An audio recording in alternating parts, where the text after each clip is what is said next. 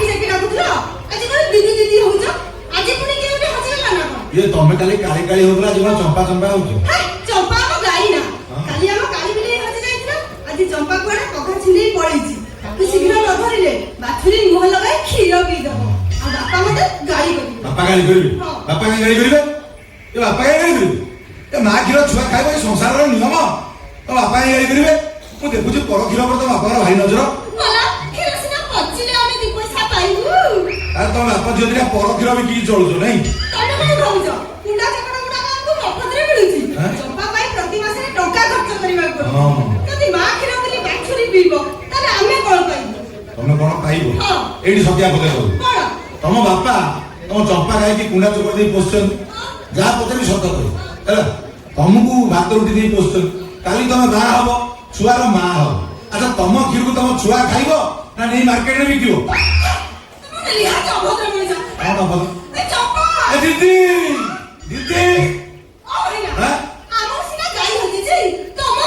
ଆମର ମାଇ ଛୁଆ ଅଛି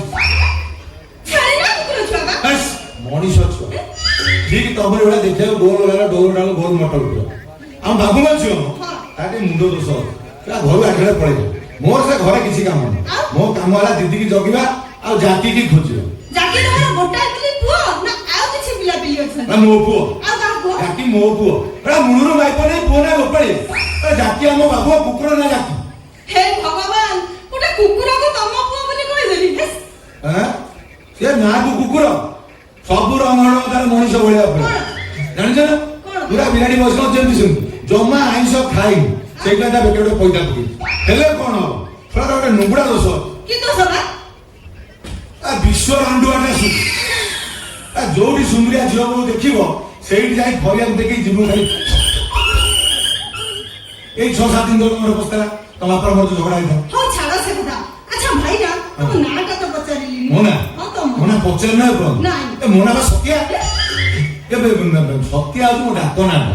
ମୋର ସ୍କୁଲରେ ଗୋଟେ ଭଲ ନାଁ ଥିଲା ସେଟା ହଉଛି ସତ୍ୟବାନ କର।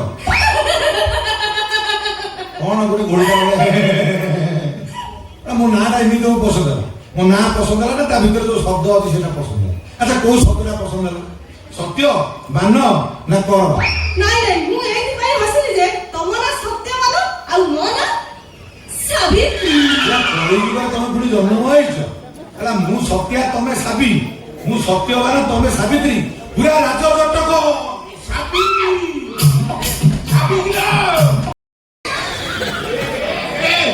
ମୁଁ ଦେଖୁଥିଲା ନିହାତି ପଚାରି ଥିଲା କାଇକ ଗୁହାରେ ବନ୍ଧା ହେଇଛି ଦେଖି ଚମ୍ପା ଚମ୍ପା କାହାକୁ ଡାକୁଛୁ? କି ଆଶ୍ଚର୍ଯ୍ୟ କଥା ମୁଁ ନିଜେ ଦେଖିଛି ଚମ୍ପା ପଘା ଛିଣ୍ଡେଇ ସିଆଡେ ଧାଇଲା। ଗୋମାତା ନାଁରେ ମୁଁ କାହିଁକି ମିଛ କହିବି ନା? ପଘା ଛିଣ୍ଡେଇ ସିଆଡେ ଧାଇଲା? ହଁ ସେଇଆଡେ ଧାଇଲା। ମନୁ ମନ ଆସି ଗୁହାଳ ବାନ୍ଧି ବୁଝିଲୁ ମା ତୋ ବୟସ ଯା ଗୋମାତା କଣ ବେ ଗୋପା ମୁଣ୍ଡରେ ତୁ ହାତ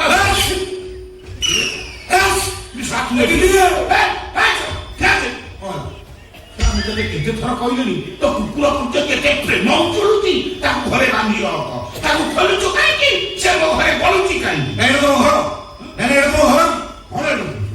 ଏଟା ସରକାରୀ ପଡିଆ ତା ଛଡା ଆଜି ଆମ ଜାତୀୟ ଅଛି ଆମ ଦିଦି ଅଛି ଦିଦି ହକି ନ ଯାବେ ଦେଖ ଆଶା କାଶରେ ପଳେଇ ଦବ ଏଇଠି ଏଇଠି ଆଣିଲ କଥା କହୁଛ ସଳା ସଳା କଣ କଥା ତ କହୁଛ ସଳା ସଳା କଣ ହଉଛ କଣ ହଉଛ ମତେ ଭାଷା କହି ଆସେ ମତେ ଭାଷା କହି ଆସେ ଦେଖିବ ଆଉ ଥରେ ଯଦି ସଳା କହିଛ ତମକୁ ଶ୍ୱଶୁର କଥା ଏମିତି କଥାରେ ପିଲାଦିନ ଅଭ୍ୟାସରେ ଯାଇ ଛଳା ଛଳା କରିବା ତାପରେ ତୁ ମତେ ଶ୍ୱଶୁର ଡାକିବୁ ନା ତୁ କହିଲୁ ଆଉ ସଳା କହିବିନି କି ତୁ ମତେ ଶ୍ୱଶୁର କହିବୁନି କିନ୍ତୁ କୁକୁର ଯେମିତି ମୋ ଘରେ ନ କର ମୁଁ କଣ ଗଳେଇ ଦଉଛି?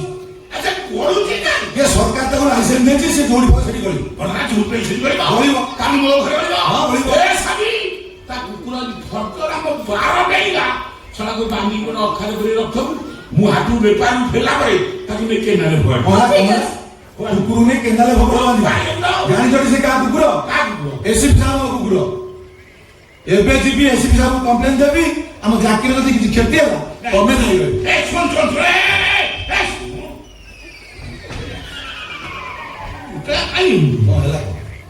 ଅଯଥାରେ ଫସେଇବାକୁ ଚେଷ୍ଟା କରୁଛୁ ତୋ କୁକୁରଟା ଯଦି ବାନ୍ଧିକି ରଖନ୍ତୁ ତୁ ତୋର ମୋର ଏତେ ଶଳା ଶୁକ୍ରବନ୍ଧ କାହିଁ କଥା ଜାଣନ୍ତା କହିଲୁ ବାପା କାମ କଣ ନଦୀର ଖୋଲୁ ନା କଣ ଆଉ ଖୋଲୁଛୁ କାହିଁ ସପ୍ତାହରେ ସେ ମାତ୍ର 5 ଦିନ ବନା ହୁଏ 2 ଦିନ ଖୋଲା ଏଇ ଅକଳିଆ କଥା ଦିଦି କାହିଁ ଖୋଲୁଛ 2 ଦିନ କାହିଁ ଖୋଲା ହଁ ଆମ ଜାତି ହଉଛି ପୁରା ଭେଜ ପୁରା ଭେଜ ଜମା ନନ ଭେଜ ଖାଏ ହଁ ଆମ ବାବୁର କଥା ନା ତେଣୁ ସପ୍ତାହ 3 ତାଙ୍କର ଆଇଁଷ ରୋଷେଇ ହୁଏ ସେଇଥିପାଇଁ ଜାତି ଖୋଲି ଦିଆଯାଏ ହଁ ସେ ଦିଦି କରୁଛ କାହିଁ ଆଇଁଷ କୁକୁର ଖାଏ ବାପା ମୁଁ ବି ଶୁଣିଛି ତାଙ୍କ କୁକୁର ଘରେ ଆଇଁଷ ପାଖ ମାରେ ଆଇଁଷ ପାଖ ମାରେନି ଆଜିକାଲି ହୋଟେଲରୁ ପତ୍ର ରାଜି ଯାଉଛନ୍ତି ମଟନ ଚିକେନ ପତ୍ର କୁକୁର ଆଇଁଷ ଖାଇ ଆଚ୍ଛା ସେ ଦିଦି ଖୋଲିଲେ କାହିଁ ଖୋଲୁଛ କଣ କାରଣ ଆରେ ସେ 2 ଦିନ ଯୋଉ ଆମ ବାବୁ ଘରେ ଆଇଁଷ ହୁଏ ଜାତି ତ ସାଧା ନା ପୁରା ଭେଜ ପାର୍ଟି ତାକୁ ଟଙ୍କା ସହ ଧରେଇଦେଲେ ସିଧା ଗଲା ହୋଟେଲ ଖାଇଦେଲେ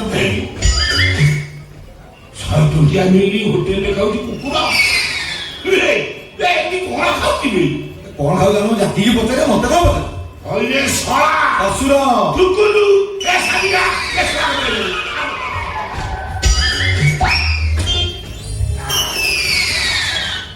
କଣ କହିବ କହିବ ମଣିଷ କୋଉଠି ଯାଇ ଦିଦି ଖୋଜିବ ଚାକିରି ଆଜି ଗଲା ଏ ଦିଦି